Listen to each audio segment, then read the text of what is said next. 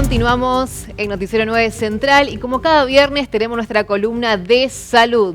Y así lo adelantamos en los avances. 1 de cada 4 argentinos padecen de depresión y ansiedad. Vamos a centrarnos en la depresión. Le damos la bienvenida a nuestro doctor Eliovich. Muy buenas noches, ¿cómo le va? Buenas noches, ¿cómo le va? Bien, cifras alarmantes. Cifras alarmantes, sobre todo en poblaciones de riesgo, jóvenes y adultos mayores, y en Corrientes y en Chaco con una tasa muy alta de suicidio, como todos lo sabemos, que es un cuadro de depresión mayor, severo, o sea, los cuadros de depresión se clasifican.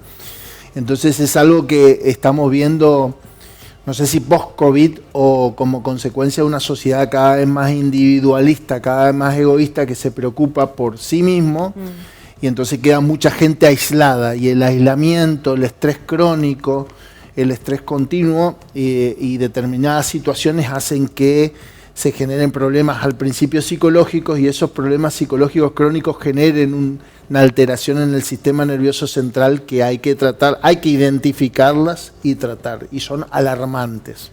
¿Cuáles son esos síntomas que vos decís? Hay que prestar atención acá. Esto puede ser depresión y no tristeza, no un bajón como quien dice. Bueno, la tristeza es algo, o el duelo es algo que se da en determinada situación, la pérdida de un ser querido, la pérdida de un trabajo, el ir a otro país o vivir en otro lugar, el pérdida de una relación. Y eso es, mediante encuestas y charlas, la tristeza es temporal y está centralizada en la pérdida de esa persona, en la pérdida de ese trabajo. El duelo es sobre todo el paciente o la persona no tiene, el autoestima tiene transiciones. En cambio, en el paciente depresivo todo lo ve con desesperanza, como que no hay un camino donde se pueda... no encuentra luz. No encuentra luz, el autoestima está deprimido, el paciente, el autoestima está muy por debajo, no tiene autovalores, se encuentra con signos físicos de somatización, el paciente duerme mucho, siente culpa por todo, se siente infravalorado, que no aislado. Entonces, cuando alguien ve a una persona que tiene una tristeza extrema, o está triste, está aislado, que come mucho, come poco, o que tiene adicciones, que no tiene, está apático, no tiene ganas de hacer cosas. No está motivado. Las cosas que le daban placer antes no le dan placer, que tiene un llanto continuo, un llanto fácil, que tiene edades extremas, son jóvenes o adultos, hay que prestar atención que no sea un cuadro depresivo y hay que consultar. Obviamente nosotros los médicos tenemos que descartar otras causas orgánicas que den estos síntomas, pero tenemos un alto porcentaje. Es la discapacidad más frecuente en el ser humano. El 20 a 25% de los seres humanos en algún momento tienen depresión, y cuando hablamos de depresión grave hablamos de gente que tiene idea de muerte, hablamos de suicidio. Entonces hay que consultar cuando uno piensa que está con un cuadro de depresión, o si se hace un diagnóstico de depresión, hay que hacer consultas con un psicólogo, y hay que hacer, si realmente es una depresión moderada o severa, si está aislado, está apático. ¿En qué lo difiere entre moderada y severa? Leve es alguien que está triste, que está apático, que tiene problemas en el sueño, que no come o que come mucho, que tiene falta de energías, pero tiene sociabilización, se relaciona, no tiene problemas laborales, no tiene problemas con su pareja. Eso es un cuadro depresivo leve que mediante interrogatorio, mediante ver cómo está el estado de ánimo, uno hace un diagnóstico de un cuadro leve que puede ser manejado si es situacional, si es en el momento, por ahí con una terapia psicológica. Moderado ya cuando ya afecta la calidad de vida, cuando genera una discapacidad social, o sea, empieza a tener problemas en el trabajo, empieza a faltar, se queda dormido, no puede dormir a la noche, tiene problemas, está irascible, está irritable, tiene problemas con su pareja, se aísla de los amigos, se encuentra mejor solo, es un cuadro moderado. En eso por ahí ya se necesita una consulta psicológica para que el ser humano consulte a ver qué es lo que está generando socialmente esto y qué ideas tiene de lo que le está pasando, y una consulta con un psiquiatra, porque estos cuadros durante mucho tiempo pueden generar cambios químicos en el sistema nervioso central que son necesarios al tratamiento. Y severo cuando ya hablamos de ideas de muerte, suicidios.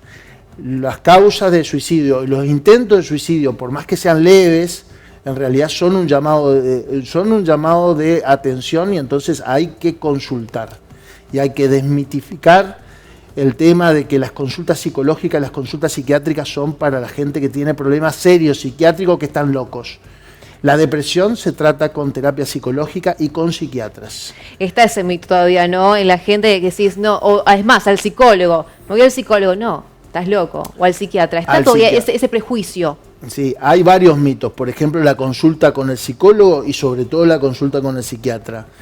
Después hay un mito de que la gente cree que uno está depresivo porque en realidad tomas todas las cosas negativas de la vida, porque en realidad no tiene un espíritu positivo. Error, la depresión es una enfermedad y genera problemas en el sistema nervioso central y problemas en los neurotransmisores que mandan el impulso en las neuronas. Error. Y otro error es que uno cree que cuando alguien está depresivo, si le hacemos hacer cosas buenas, si lo sacamos a pasear, le invitamos a una fiesta, alguien va a salir de la depresión. Error. Claro, el afán de querer ayudar. Claro, pero sí. En realidad la gente tiene que saber que la depresión es una enfermedad y que es una depresión moderada o severa, genera cambio en el sistema nervioso central que hay que tratar, que hay que consultar primero con un médico, porque hay que descartar que haya otras enfermedades, por ejemplo problemas en las hormonas, que no haya un problema de deshidratación, que no haya un cuadro neurológico, si es un paciente que mayor de 60 años o no. Hay que ir descartando otras cosas y posteriormente hacer una consulta psicológica y psiquiátrica, que es ultra necesario, y sacarse el mito de que el psicólogo o el psiquiatra son para enfermedades psiquiátricas severas, como alguien que está demente o que está con un problema psiquiátrico severo, ¿no? Y está o existe la negación tanto en el paciente o en el círculo familiar. No está deprimido. ¿Existe esa etapa de negación? Por supuesto. De no querer verlo. En las enfermedades, ya sean orgánicas o psicológicas o psiquiátricas, existe una primera fase que es la fase de negación, de negar lo que uno tiene o lo que el familiar tiene. Lo que pasa es que hay gente que está depresiva durante años. Y esas personas que están depresivas durante años, después con terapia psicológica y psiquiátrica, volver a intentar arrancar es muy difícil, es muy difícil. Entonces esa negación es perjudicial. Entonces cuando uno percibe que puede llegar a estar con un problema de estado de ánimo, de tristeza extrema, porque esta es una manifestación extrema de un trastorno del estado de ánimo, porque nosotros estamos tristes, podemos estar tristes, podemos tener un duelo, pero esto es una manifestación extrema, que uno empieza a tener más tristeza de lo habitual.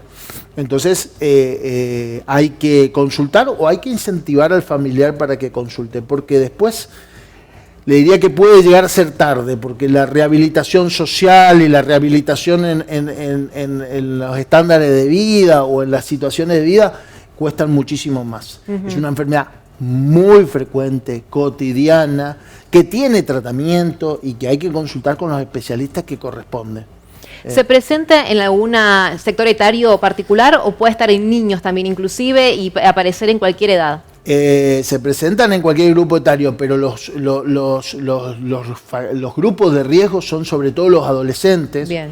Ojo con el bullying, ojo con la discriminación, ojo con los psicopedagogos, los profesores, los padres en las escuelas secundarias y en las escuelas primarias, porque son grupos de riesgo.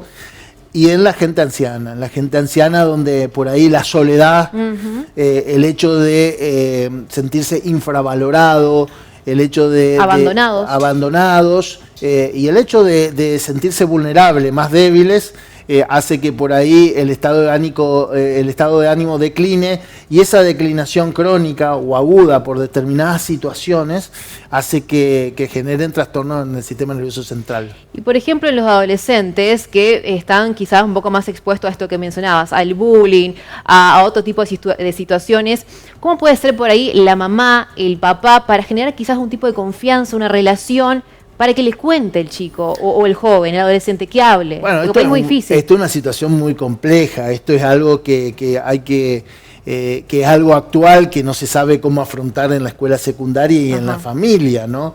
Estamos en una sociedad muy egoísta. Nosotros tenemos una característica gregaria de la sociedad, que vivimos toda la vida en comunidad, protegiéndonos entre todos, y ahora estamos en una sociedad donde es muy individualista, muy egoísta, muy agresiva con el distinto. ¿Por qué? ¿A qué se debe?